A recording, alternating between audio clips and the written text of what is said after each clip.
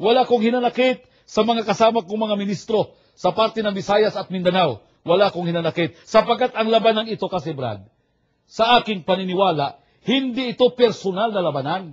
Ang pinagtatalunan nito, yung totoong aral at hindi totoo. Ayan.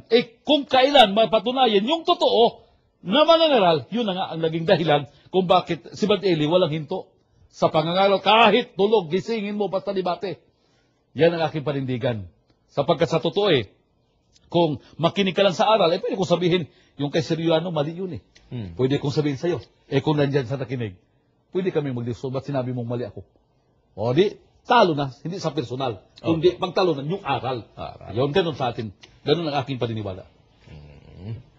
Nako. At matindi ang paninindigan na yan. Aral. Maraming mga aral gayong bubungkalin. Yan ibig sabihin yan. Brad Abner, mag-aabang yung mga taga-subaybay sa iyo. Nangako kayo dyan pangako ko yan. Pwede bang dagdagan nyo ng ilang patikim pa? Kasi binanggit nyo na yan kanina. Yung mga tinutulan ninyo. Pagiging tao ni Kristo. Yung sinasabing pagkatalikod ng iglesia. Pagiging anghel ni Manalo. Bali tatlo. Meron pa. Yung banal na halik, Brad Abner, anong masasabi niyo? Isa pa pala yan. Kasi ang doktrina sa Roma 16:16, mangagbatian kayo ng banal na halik, binabati kayo ng lahat ng mga iglesia ni Kristo. Ayan, ang kanilang pag-explican yan, maging ako na nagtuturo, ayan, ang ginamit sa pambati, yung pagiging iglesia ni Kristo. Ngayon, binati ko sa mga alien. Sabi ko, paano sagutin ito? Tinanong yung ukol sa banal na halik. Doon sumubaybay ako. Ayan. Napakaganda ng sagot ng dakilang mga ngaral, kapatid. Ukol sa kanyang paliwanag dyan. Itinanong naman ulit ni Brad Eli sa kanila. Talaga itong kababayan ko si Ramil Parbay, si Buano yun Ayaw pagpakaulaw doy, ginoo ko. Ano yun? Hindi ko naintindihan. Ay ba ko, huwag kang maging kaya-iya dyan. Ganoon. Kasi binasa yung dictionary. Wala na bang ibang aklat na pwedeng magpaliwanag doon? Sapagkat, ikaw ministro din Mas una lang ako sa'yo. Professional ka, kaya naloklokar yan. Ako na may walang degree na tapos, kundi bilang pagka nakatapos ng high school, yun lang.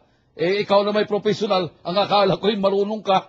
Yun pala naging kahiya-hiya ka rin dyan di ba doktrina natin, Brad Ramel, na yung protestante kampon din ng demonyo?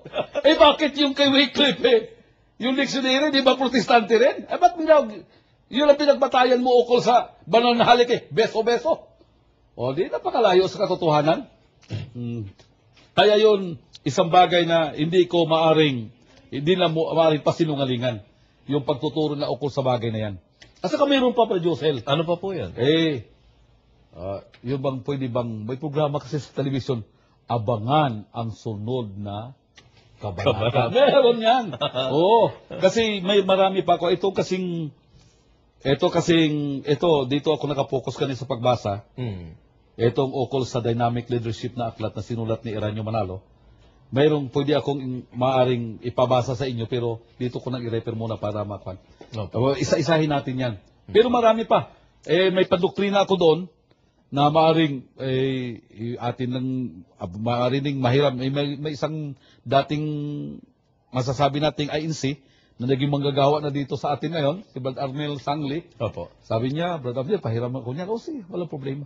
Atin man niya lahat Mas gusto ko rin, may pay lahat. Sapagkat sa totoo marami isang karton yan dyan, aklat.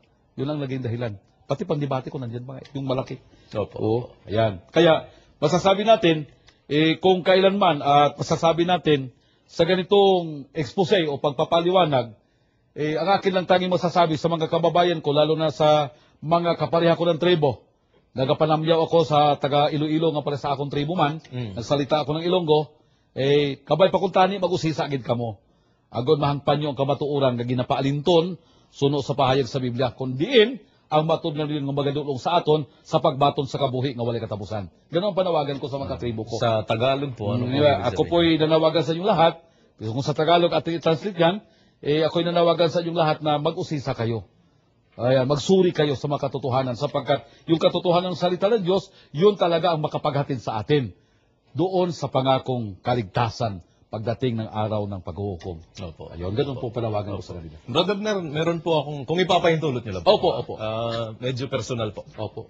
Kasi, nagtatanong, dahil sabi nyo, mga aral na napakinggan nyo kay Brother Eli, ang naging dahilan nyo para mag-desisyon kayong ganyan, umanib dito. Siyempre, doon sa dati yung pinanggalingan, may pamumuhay kayong nilalakaran eh. Opo. Sa buhay nyo ngayon, sa pagkatao din ninyo, ano pong mga naging pagbabago nung pagkalipat nyo dito dahil sa pakikinig nyo kay Brother Soriano? Ang babanggitin ko lang yun, personal ko, hindi na ako magdadamay ng iba. Opo. Nabago, nawala yung aking paninigarilyo. Ministro kayo, naninigarilyo kayo? Bakit sakala mo ba? Ikalawa, nawawala sa akin yung pagkalasinggero. Ministro kayo, naglalasing kayo? Di ba halata?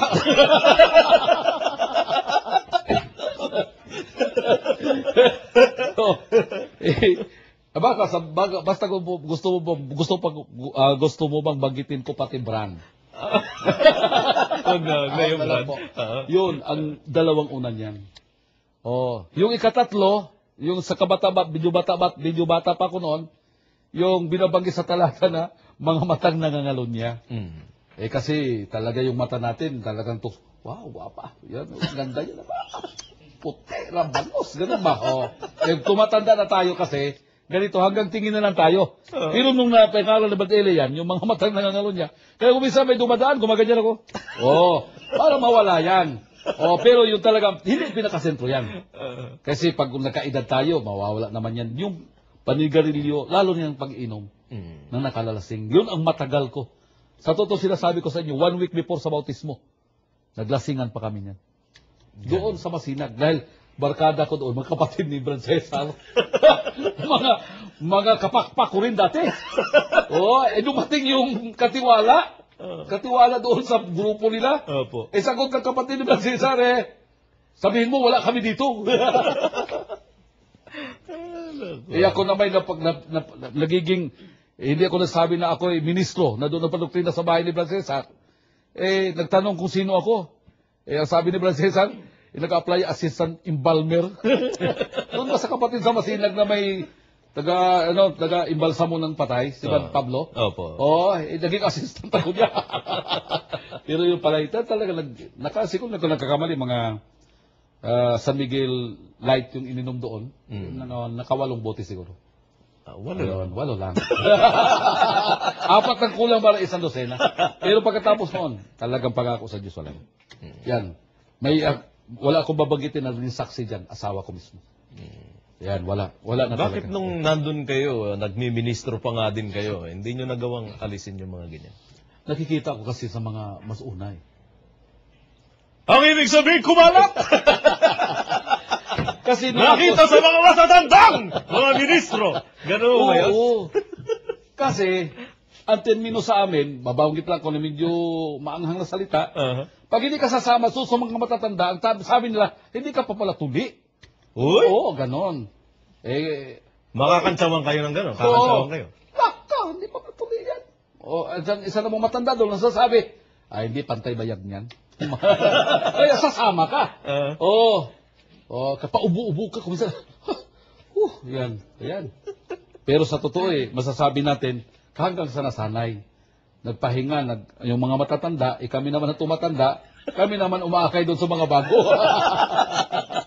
Dito talaga. Saksi yung, ito, walang sinungaling ito. Yan, mga taga-Cotabato. Mga barkada ko rin, hindi na ako magbanggit. Abay, mga trominis kayo. Alam mo yung trominis? Ano ibig sabihin yan? Ministro. Bakit? Marami mong pulot Mga trominis din yan. Pero Saskan ang tawag doon trominis. Levi's. Levi's. Talaga. Levi's. Pag tawagin kang Levi's, trominis ka. Ganon. Ganon. Kasama ko yan. Bahala magalit kayo. Sa bagay, doon matagal naman yun. Pero pag binabanggit na barkada ko kayo. Sa part ng Davao, Tagum Davao del Norte, marami din akong barkada dyan. Ayan, sa ganong trabaho rin.